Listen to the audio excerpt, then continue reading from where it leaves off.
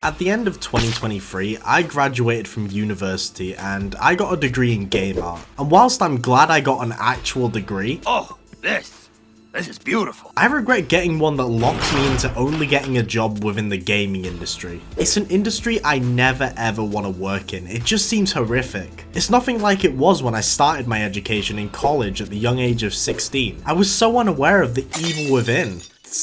Sorry, I couldn't resist. Gradually, as I got older and I trapped myself more and more into the course, the more shit I saw about the bad things within the industry that came to light. It seemed like the gaming industry was one of the worst industries you could ever even think about getting a career in. Honestly, by the time I had graduated, I would have rather been one of those people who sift around in shit-filled sewers than crunch 80 hours a week to make a fucking skin in Fortnite. I don't know. I just want to make it clear now that I'm mainly going to be talking about the AAA side of the industry in this video, as that's where almost all of these problems are stemming from. A lot of people look back on 2023 and think, wow, that was such a good year for games. So many bangers came out like Baldur's Gate 3, Hi-Fi Rush, Resident Evil 4, and that one Zelda game that wasn't Majora's Mask, so it didn't matter, but I think people liked it. People consider it one of, if not the best year for games. Now, I never understood this statement personally. Like, I know the games were pretty consistently good, if you ignore the dog shit that was released, but it was also one of the years that had the most layoffs. I don't think there was a single month within the year where there wasn't news about a company laying off a significant amount of employees because the game they created flopped, or sometimes for a completely unknown internal reason that will probably never come to light. It made 2023 a mixed year for me and a lot of people, especially the ones who lost their livelihood during it. I honestly couldn't help but watch last year's Game Awards with this sour taste in my mouth. All these fake smiling faces aware of what's going on. Going into 2024, I was really hoping that the whole layoff trend would have stayed in 2023.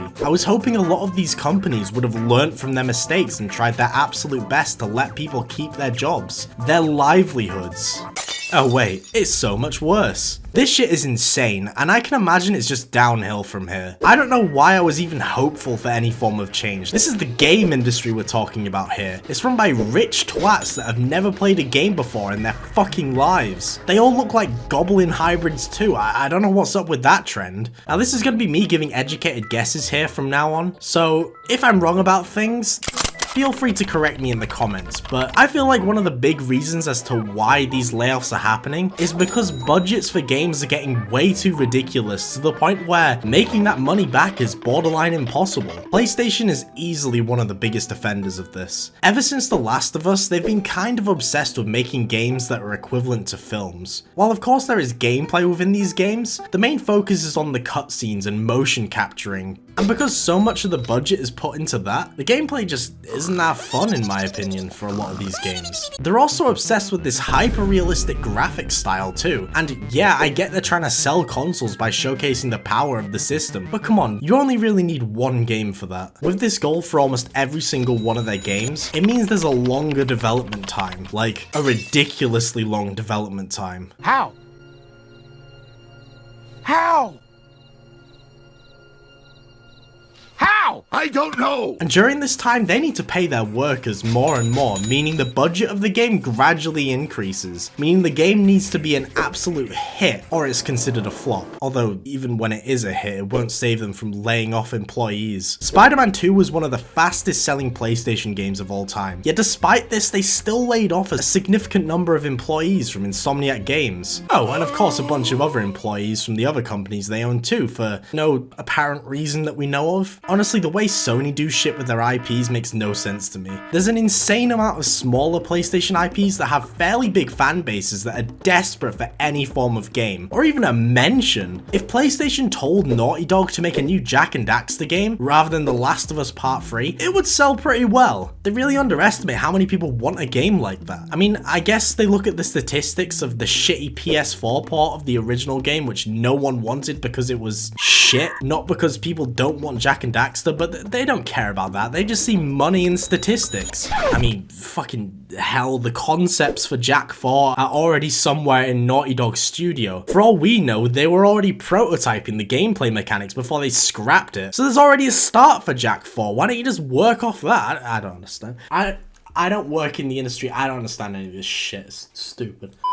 I'm not disregarding the fact that PlayStation does have studios that make smaller titles. I mean, they literally released Helldivers 2 not too long ago. And I mean, it just proves my point. That game had a fraction of the budget of like God of War, for example. Yet it sold like crazy, easily making up for the budget spent on creating the game. Although mentioning Helldivers 2 helps me move on to the next point, and that is the fact the industry has a stupid ass obsession with live service games. These are some of the most predatory games. Most of them are designed to just leech money out of our wallets by tricking people who have addiction problems, by drip feeding them dopamine with loot and pretty colors. When one of these live service games work, they can make the company so much money. And because of this, it became an oversaturated market because every single CEO wanted a fraction of that money and forced their companies to make dead inside live service games. That, or destroy a project they were already working on by forcing it to become a live service. Little do they know, with the current economy, we can barely afford a pot noodle,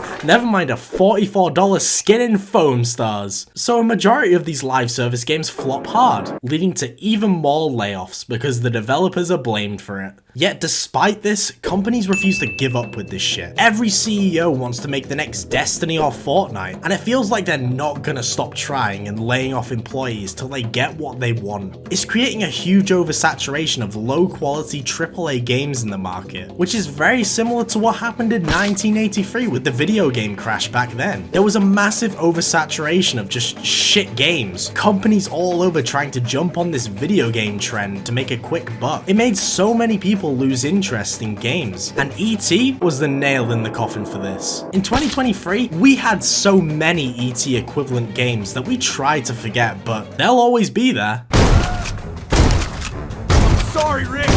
It has to be this way. Personally, that might be why I wasn't into the whole 2023 hype as most people were, and it's probably gonna get worse the more this goes on, and I feel like I won't feel so alone with this feeling soon. Another problem is this weird obsession with putting celebrities in games. I'm not entirely sure why the creatures from the cesspit that is LA are swarming these pieces of media, but they aren't fucking good at acting in them. I think these dumbasses believe that having a random celebrity in their game will possibly increase interest and game sales, but take it from me, we don't fucking care that Megan Fox is a vampire lady in your Mortal Kombat game. In fact, the only news anyone hears about her being in it are clips of how fucking dreadful she is. That blade's enchanted. It was forged to destroy evil. It's slain many of your vampire kind. We can't help what we are. That we feed on blood doesn't make us evil. How did they allow this? It's insane that they probably could have gotten a professional voice actor for a quarter of the price they probably paid for Megan Fox, because she's a celebrity, ooh! Hideo Kojima popularized this shit with Death Stranding, and they were all fucking shit in that too. You are damaged goods. The only reason why Hideo Kojima gets away with this shit without bankrupting himself is because he's friends with every celebrity under the sun for some reason. I know Jeff Keighley gets very upset at parties when Kojima is talking to someone that isn't him. I don't know what kind of relationship they have behind the scenes, and honestly I don't want to know. The reality is, none of this will change. And this video has only just scratched the surface of the issues in the industry. I haven't even mentioned the problem with AI art becoming so competent. Like, this is eventually gonna cause even more layoffs the more it improves. It's why there's so many people believing we're heading towards another crash, similar to the one that happened in 1983. And yeah, I'm on the same page. It's definitely gonna happen if things don't change. And they won't, let's be real. These companies are far too stubborn, and they'll never listen to anyone. They don't even listen to the critics half the time, constantly churning out the same slop over and over again despite how much we complain and even vote with our wallets. It's a depressing reality, and honestly I really hope this video ages horribly. I love playing games. It's been a hobby of mine since I was 3 years old, so they mean a lot to me, as I can imagine is the same for a lot of you watching this right now. Let's hope a crash doesn't happen.